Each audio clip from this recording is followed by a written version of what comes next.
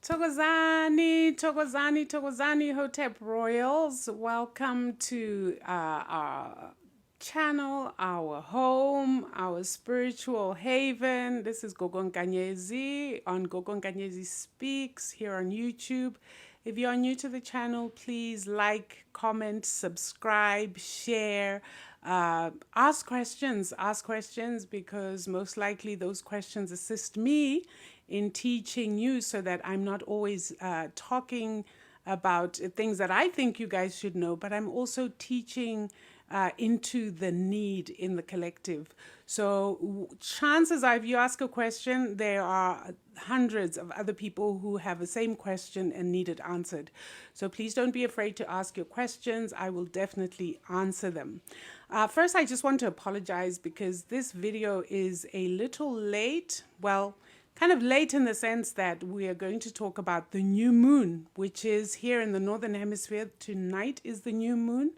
The new moon is, I think it's tonight. Is today the 8th?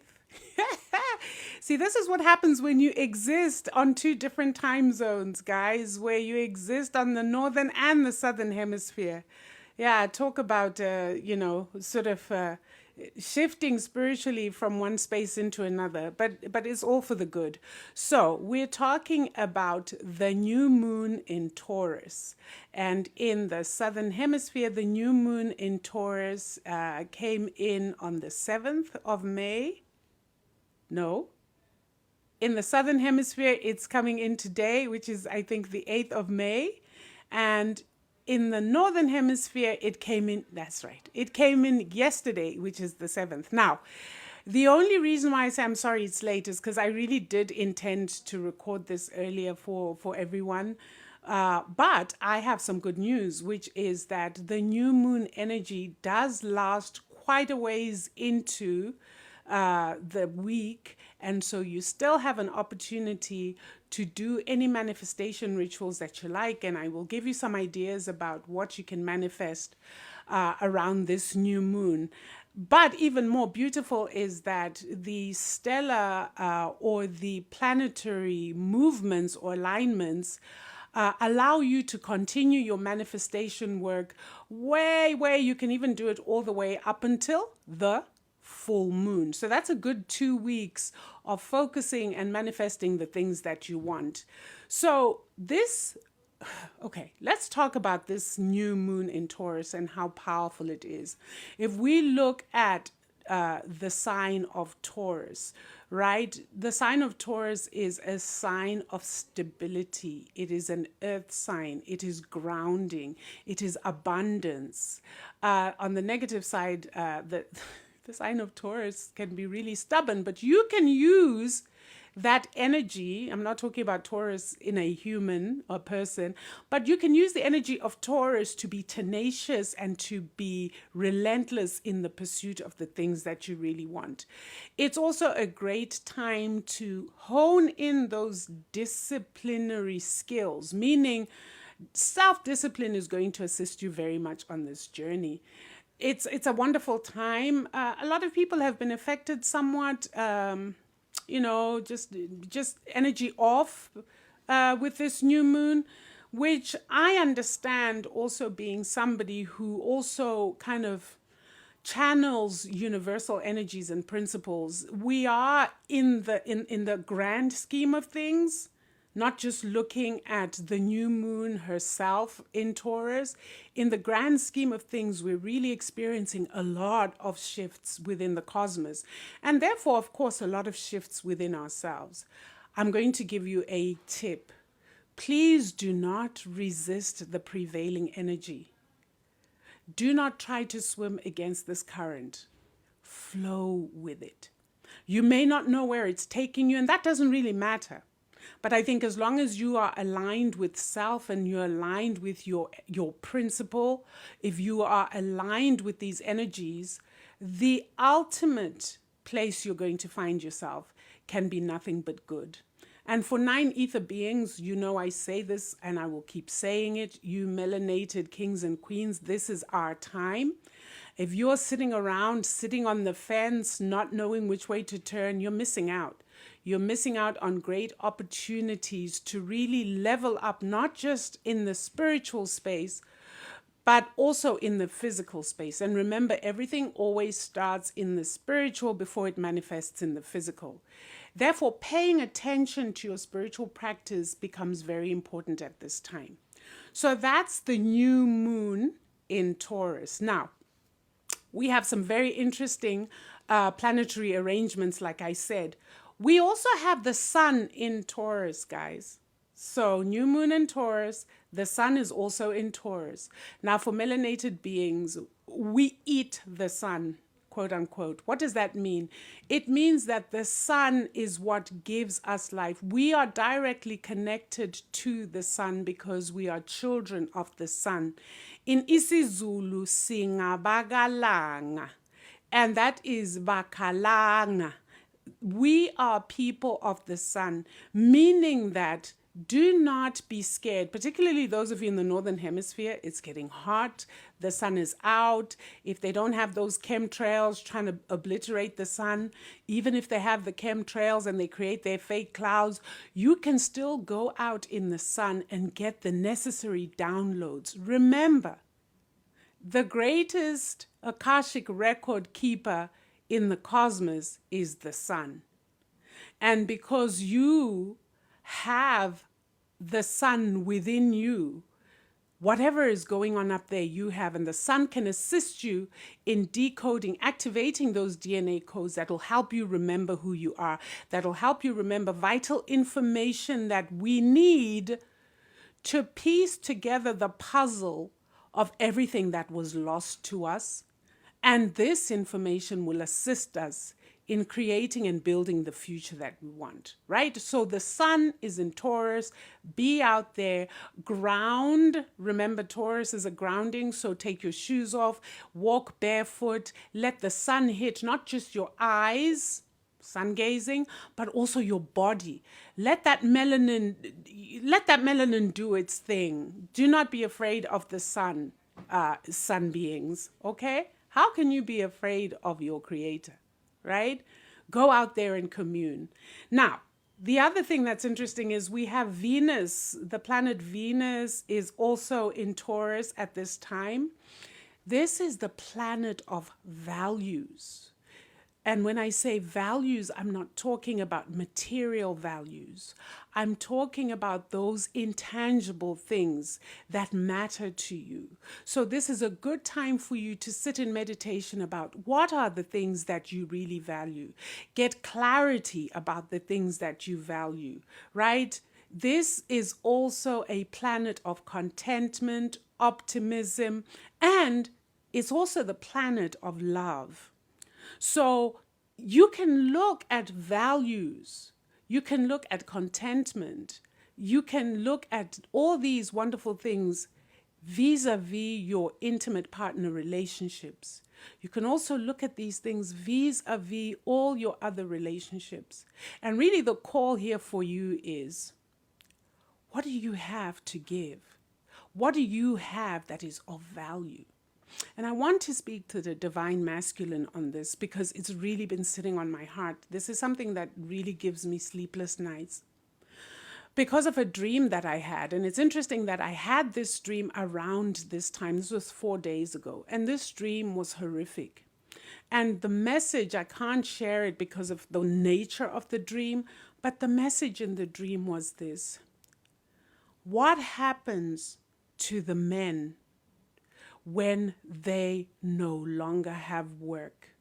Because many of them have built their entire identity around their jobs, around their professions. The time is coming where that is going to end.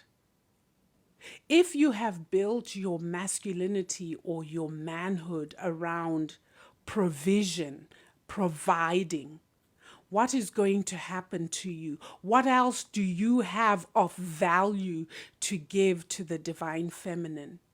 I really need you to sit with this divine masculine. The time we are in requires that we do these hard things. It requires that we think about these hard lessons. If all you've ever been to your family, to your partner, to your wife, to your children is the provider, ask yourself this before it happens. What else am I offering my family, my partner, my lover, my sister? What else am I offering the divine feminine outside of being a provider? Because divine masculine, you're way more than that. But society has reduced you to being nothing but an ATM for the most part. And then you bought into that lie about yourself. This is why this system, this Western system, is so toxic. You bought into that. You bought into this idea that really the most important thing that you are, not that you can give, the most important thing that you are is provider. That is false. Because now when we talk about provider, we're talking about money. So remove that and say, if I had no money to offer a divine feminine, if I had no money, no house, no car to offer Indlovukazi, what else would I offer her? How else would I make myself a worthy partner? Now, I know a lot of you are going to be like, oh, you know what, Gogo? Well, all the women out there, all they ever say is, what do you bring to the table? Well, that's a question I think we ask both sides. What do you bring to the table? And it's a very silly question. To the divine feminine, I would say we need to support the divine masculine in doing this hard work. Because, sad to say, they are so hardwired, many of them, into what society has told them they are. Because for the most part, they have benefited in some way, shape, or form in this patriarchy, but it's killing them as much as it's killing us, and it's killing this planet. So to all my woke kings, please do this work. Ask yourself this basic question. Outside of provision, who am I? Who am I? What are my values? What do I have to offer the world? What else do I have to offer the world? And try to think not just of your own family, your partner, your wife, your kids. Start expanding your consciousness to include the world. Because many of you have been hardwired to protect only those things or those people that you find are yours. My wife, my kids, my mother, my sisters. Expand that. Expand that so that you take your rightful place as the fathers, the uncles, the grandfathers of the community, right? This is not just Indlovukazi's work. We have to balance each other out and do this work. There are a lot of young men out there who are hungry for role models right now. And all you need to do is go on the internet, on the socials, or go on TV, and you see that there is a huge lack of role models. Their role models are who? Those people who are flashing cars, who have rolls of $100 bills in their back pockets, and who call women out of their names. We need you to be the ones that shift and change that. For legacy, for posterity, for the Black nation, right? So that is Venus for you, and that is the work that you can do. Then we have Uranus in Taurus. This is innovation, creativity, and technology, right? In the Southern Hemisphere, we live by the Southern Hemisphere calendar. We are in the season of manifestation. We're in the season of creativity. We are with the master magician, Set herself. And so we are in the womb, where really physicality is not what we're seeking to do, but more the spiritual work. We are stronger spiritually than we are physically. I say the Southern Hemisphere because they are experiencing winter, and over here we're kind of spring, summer. But as a melanated being, your spiritual umbilicus stump is buried in the Southern Hemisphere, and that is the calendar that you ought to be aligning with. Believe you me, it's not going to mess you up. Take it from somebody who lives this. I'm over here in the Northern Hemisphere. I'm aligned with the Southern Hemisphere calendar. And when I did that, I cannot begin to describe for you how my life shifted. For starters, Even if you want to align with the Northern Hemisphere calendar, please let it not be the Gregorian calendar with all its distortions. At least align yourself with the spring equinox, right? With the summer solstice, right? With the fall equinox, with the winter solstice. That makes better sense. Where your spring equinox, 23rd of March, is the new year over here in the Northern Hemisphere. At least get that part right if you don't feel that you want to align with the Southern Hemisphere calendar, right? Okay, so Uranus in Taurus, this is about looking at your purpose. Remember that as a human being, you have two purposes. You have what we call your internal purpose, which may be to be a healer, a teacher, a writer, whatever, right? That is who you are. That is who you are. Your external purpose is the manifestation of that. So as a healer, meaning how do you show up as a healer?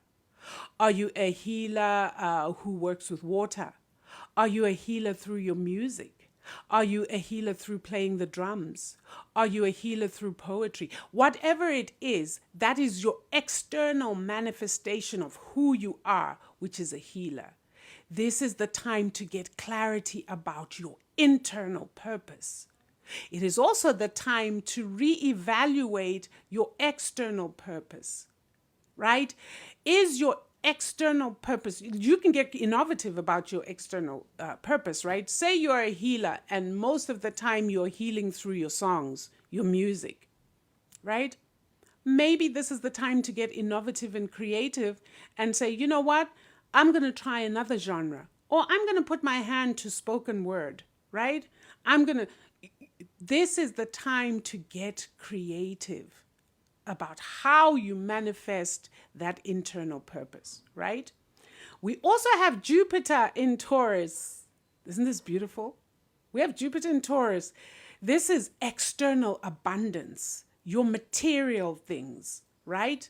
But you acquire this external abundance comes through the internal work.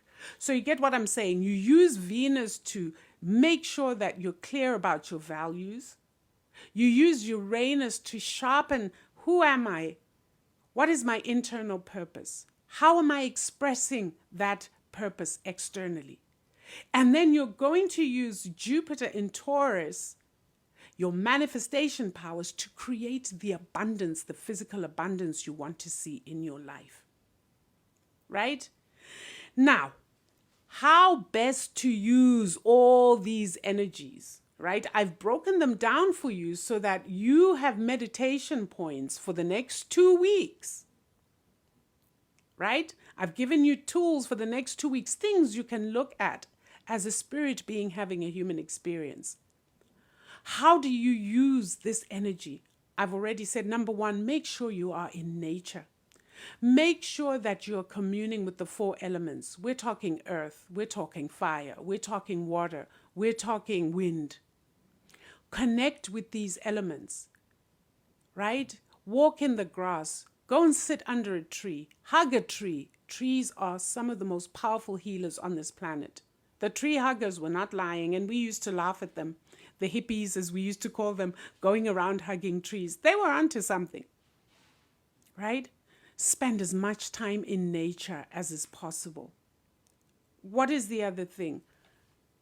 Get clear about the things you know for sure. This is not the season, like I said, to be wishy-washy. I've given the divine masculine a task. You already know what you need to be clear about. Outside of provider, what else is of value to you? Make sure you're clear and you know that. To the divine feminine, same thing. What do you know for sure? Look at your spiritual practice. Look at the things that you know for sure rather than the things you believe in. Anytime you say, I need to have faith or I need to believe in something, there is a problem. It means you don't know for sure. Because belief insinuates, and intrinsic is belief, is the idea that maybe there might be something not quite true. This is where the whole issue of have faith comes in. We don't do faith in African spirituality. We do knowledge. We do knowing for sure. So that's something that you can work on yourself. And you're going to come into some issues if you're straddling the fence where you're sitting and you're looking at religion versus spirituality. And this is not going to be possible. You are going to have to get clear about what you know for sure. What is this going to look like? Acquire the knowledge, guys. I have given references of books. I have a PDF library that you can literally message me. My number is 734-274-0664. WhatsApp me, please do not text message, and just write books. And I will send you what I have collated as the first set of books for anyone who's embarking on their journey. You have access to teachings. The Great Empire of Kemet Mkhulu Nsingiza on YouTube. On Sundays, he gives lecture after lecture. There are hundreds of lectures, videos that he's been talking. For those of you in the Northern Hemisphere who want to learn an African language, this is a perfect time for you to do so. Why? Because Mkhulu mixes Zulu, sometimes he throws in some Sesotho, and then he also talks in English. But believe you me, when you watch Mkhulu's videos, even if he says something in Zulu, you're going to hear it in your DNA. Isn't that wild? I've had several people say, I don't quite understand what he's saying, but I hear him. Oh, it's amazing. So I have videos up as well. Learn, guys. Acquire the knowledge so that in the end, you know for sure. You have clarity about those things you know for sure. Be clear about who Creator is. Be clear about who you are as a melanated being. Be clear about what your ancestors were doing pre-colonial days. Be clear about what you want to see. Have a clear vision of what you want to see happen for the Black nation in the world. Be clear about those things. And know with certainty that those things you're clear about, they will happen. Why? Because you have clarity on them. Right? So that is our new moon in Taurus. The new moon energy is still around. In terms of work that you can do, rituals that you can do, here is the thing. Number one, you want to make sure that you are setting clear intentions. Set clear intentions about what you want to see in your life. That is very important. If you are continuing your manifestation work, tweak the manifestation work that you've been doing. Those who follow me know that we did start doing some manifestation work. And I did teach about how it is that you manifest and you manifest effectively. You might have some things that you need to tweak. If your energy has been off because of everything that's happening in the cosmos, I know mine has been off. Try to do the grounding work. Try to get still and try to pinpoint to identify what is it that is giving you that spiritual discomfort, because those are the things that lower your vibrational frequency. Once you become clear about it, you may not be able to do anything about it. Just like negative thoughts, you just redirect your thinking. It's the same. Once you feel something spiritually uncomfortable, doesn't necessarily mean you have to do something. Acknowledge that it's there and then let it go. Many of you are into obsessing about these things. Go, my body's aching. Go, my lower back. Go, my this, my this. Please understand that for those who are going through some sort of ascension or awakening, you will feel it in your body. You will definitely feel it in your body. Do not panic and start to think that you're going to be unalived. Nothing like that's going to happen. The lower back right now is burning a lot of people. Why? Because that is where the kundalini, umbilini, the sahem, that life force sits. And for many people, the rising of the kundalini is happening spontaneously. You will feel that heat as that snake-like energy starts to uncoil. Don't panic. What did I say? Do not resist the flow of energy. Rather, what do? You flow with it. Because transformation is here and is not going anywhere. So there are many of you who, by virtue of just being and maybe your practice, some people will go through something that triggers a Kundalini awakening. That is where you will feel that heat. It starts at the base of your spine and you will start to feel it gradually go up. Do not panic. Like it's real heat, guys. You will feel it. It's electricity we're talking about over here. I will do a teaching on Kundalini and chakras because I think for the current time we're in, it becomes very important.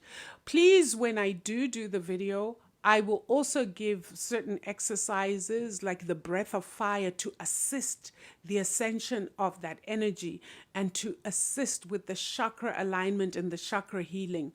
This energy, guys, is so powerful. It literally will heal your body as it climbs up. Remember, it goes through the 7 chakras that start at the base of your spine with the root chakra. We have the sacral, then we have the solar plexus, we have the heart chakra, and then we have the throat chakra, then we have the third eye chakra, and then we have the crown chakra.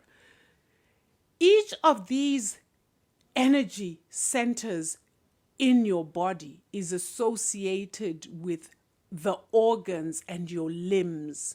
So this life force energy has the ability to burn out any precancerous cells, any, like what I would call pre-disease states, any inflammation that is there.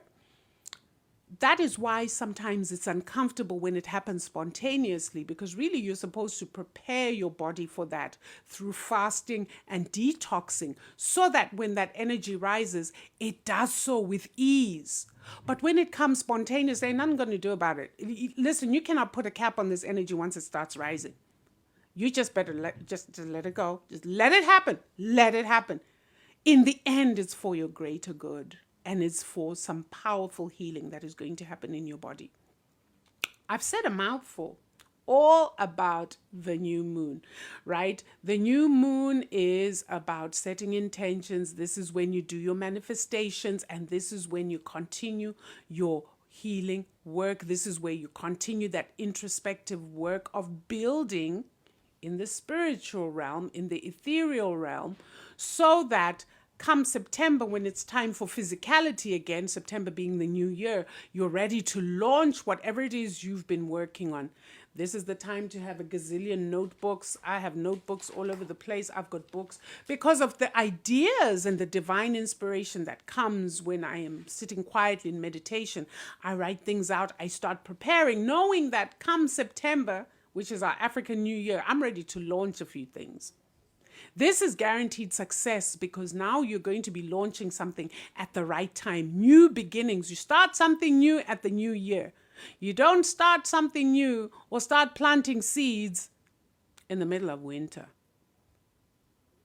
Okay? So, with that said, guys, please, I appreciate you being here. I'm going to post this up on YouTube as soon as it's ready for me to go.